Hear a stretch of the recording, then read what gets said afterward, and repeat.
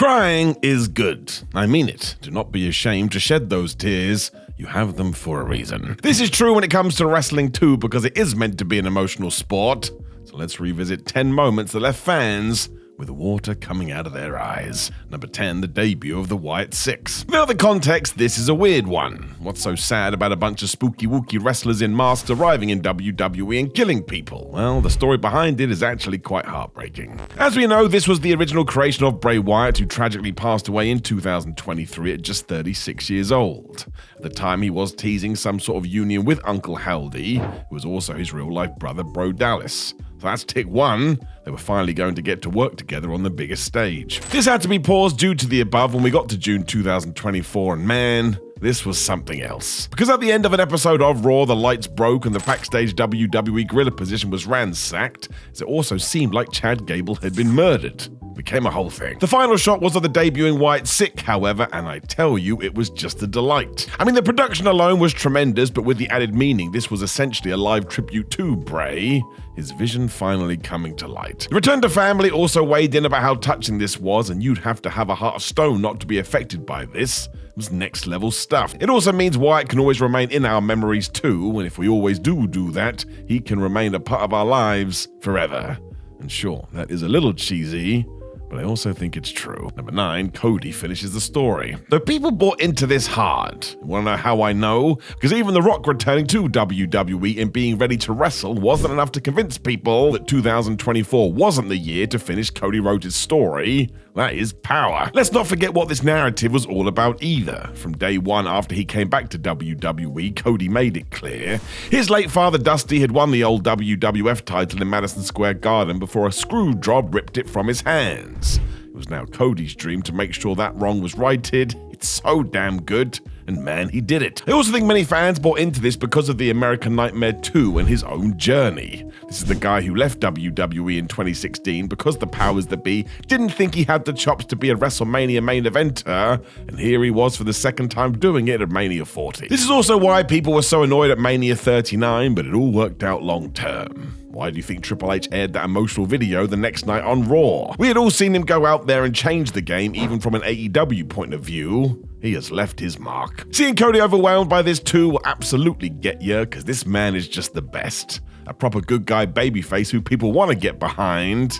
That is damn well perfect. Number 8, Kevin Owens and Sami Zayn reunite. So really this relationship goes back to the early days of Ring of Honor and PWG. It's a long old time ago. Triple H was more than aware, so as soon as both Kevin Owens and Sami Zayn were through the door in NXT, he kept it going. Instantly, KO turned on his friend, and the war continued. This was the case with the main roster even under Vince McMahon, because both were being used in very bizarre ways. Remember the electric chair when from nowhere Zayn blurted out the initials AEW? What were we doing? It meant eventually they became buddies again and everything was so much better, which is why Triple H also decided to do it when he was in charge. This time though, he was going to tie into everything with the bloodline, and as we know, that is gold. It just works. I think the reason this hit home too is because of what the end result was going to be, because yep, they went and headlined WrestleMania. I mean, there was a time when the word on the street was WWE would never even hire them. What a wonderful turnaround. The fact they did this because Sami needed Kevin to fight off the Usos made it even better, and then they went and won the tag team titles to boot. It just ruled, as did the fact they did it on the main event of the show of shows. I tell you, this was lovely. From there, Owens would just sing the praises of his underrated friend too, and you just know it will happen again someday. They are the Batman and the Joker of the WWE, which is why I hope their final war is a singles match on the grandest stage. If anybody has earned it, right here. Number 7, the madness of WrestleMania 30. Daniel Bryan has gone on to be such a mainstay of what good wrestling is. I think some people forget this now.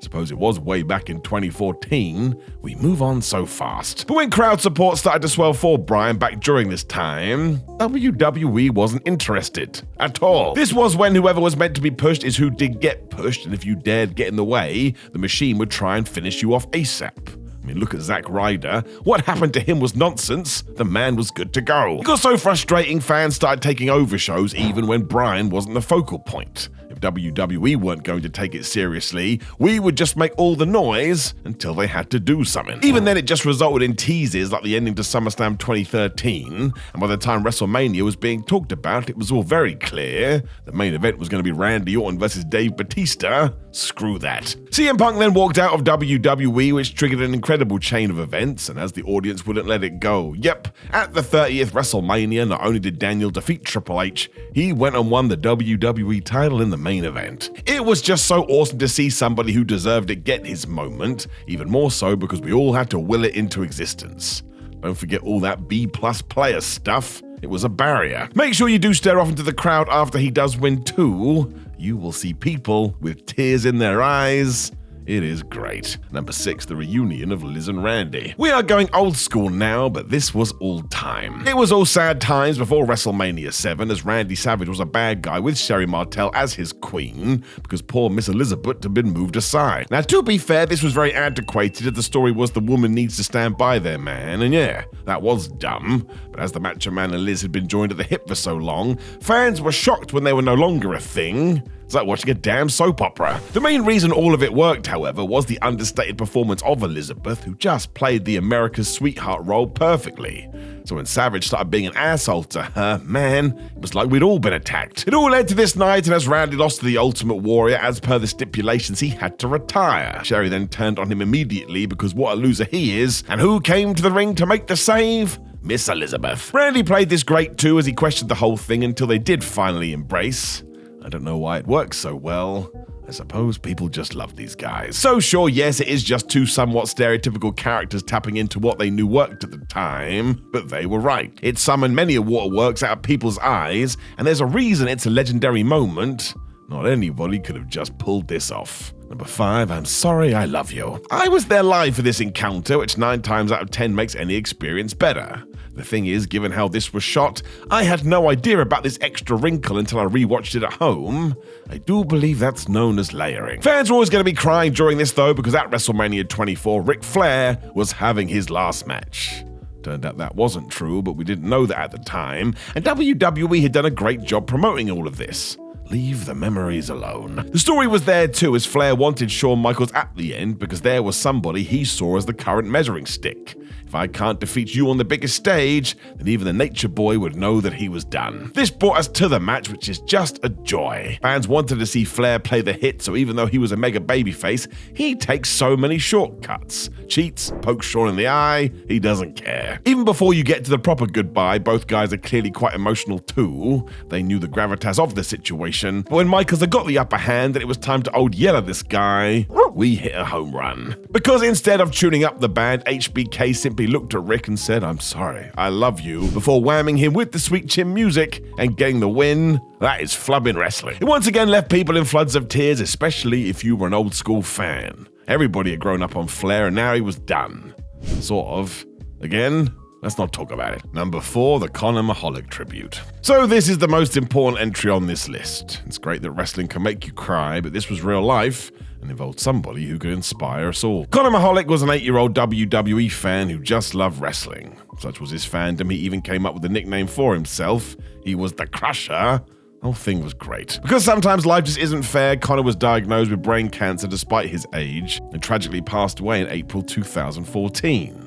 As you can imagine, it was just horrible. Before his last days, we learned that Conor had struck up a friendship with one Daniel Bryan, and thanks to videos that WWE put out there was a whole side quest where he was the main character. You can see a lot of this on YouTube. It's equal parts lovely and heartbreaking. The company then made an excellent tribute for the Crusher after he passed away, which aired both on Raw and SmackDown, and to be totally honest, it's next to impossible to watch. Seeing these events unfold was almost unbearable. A huge part of this was how entertaining Conor was as he told AJ Lee she needs to stop being crazy, and his interactions with Bryan were just the best thing ever. I don't think this kid had any idea of the impact he was having on these stars. You also get the footage of Conor winning a match featuring Triple H for a special title that WWE made for him. So yeah, this is just too much to be honest, and a reminder that we have to enjoy every day as it comes, because you really do never know. Number 3, Daniel Bryan's retirement speech. So this is even worse in many ways today. While we know that the now Bryan Danielson was able to return to wrestling in the following years, he also told us how much he loves this wrestling madness.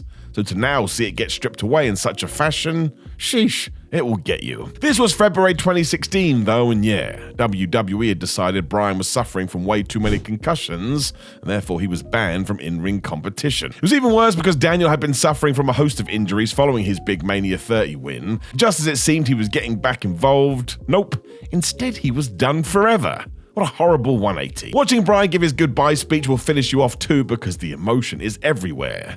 The Yes Man bursts into tears himself, and there's a good minute where he can't even find the words. Daniel then talks about how much he loved his family, and then there's that picture that did the rounds afterwards where he and Brie Bella are backstage. Talk about an image telling you all you need to know. When you do put all this in your brain too, it's no surprise Bryan did everything and anything he could to get back into the ring. Not actually sure anybody has more passion for sports entertainment than he does. Number 2, Kofi Mania. This wasn't even meant to happen. Talk about a wonderful out-of-nowhere moment. It does start again with Daniel Bryan, who before WrestleMania 35 was just the best asshole. He was the planet's WWE champion, and he hated everyone, especially the fans. They were fickle. When planned Mania opponent Mustafa Ali got injured though, Kofi Kingston was subbed into place. This is when Bryan went all in. He was going to subvert his own role and tell Kingston he was nothing but a B+ player. It was great stuff. It also allowed Kofi to get everybody on board as we basically had a new yes moment, and even people like the Usos bought into this. As Vince McMahon put constant hurdles in front of Kofi, Jimmy and Jay sacrificed their opportunity because they knew how much Kingston deserved this. That is really well thought out. The match itself too is an underrated classic as Bryan is able to act like he is the best wrestler in the world, meaning Kingston has to become super vicious afterwards to keep up. It's totally mad we didn't let Kofi keep doing this afterwards. By the time he wins and becomes the WWE champion, the world went crazy too. Let's not forget how important this was to the black community. We need more of it. Seeing Big E and Xavier Woods break down is the icing on the cake as well, because you see what this means firsthand. It's why the way we booked Kofi Kingston afterwards was a joke. We did not do right by that guy. Number 1, Roman's remission. This is another of those entries that is way more important than wrestling. It's about real life. I'm not sure anybody saw this coming either, because in October 2018, not only did we not get Roman Reigns on that evening because Joe Anoa'i was here instead, but as we learned, he had leukemia. It was an illness he'd been fighting for years and now had returned to such a degree he had no choice but to go away for a while and focus on his health. I mean, talk about a bombshell. If nothing else, this was a solid reminder that wrestlers are just humans and going through who knows what in their personal lives. And as you expect, a lot of individuals were worried. What did it all mean? Thankfully, when February 2019 rolled around, Roman returned to Raw, and with an absolutely gigantic smile on his face said, "I'm in remission, y'all." It may have been one of the best moments ever. If nothing else, here was a guy who got to do what he loved again and had the support of his family to boot, as he told us. So this is what matters in the grand scheme of things. It really was quite the day. Know of any other moments that made you cry like a damn baby? Make sure you let me know in the comments below before you like the video, share the video, and please hit that subscribe button. You can also click the video on the screen, which will be me running down some more wrestling trivia. But otherwise, my friends, have a terrific day, and I'll talk to you again soon.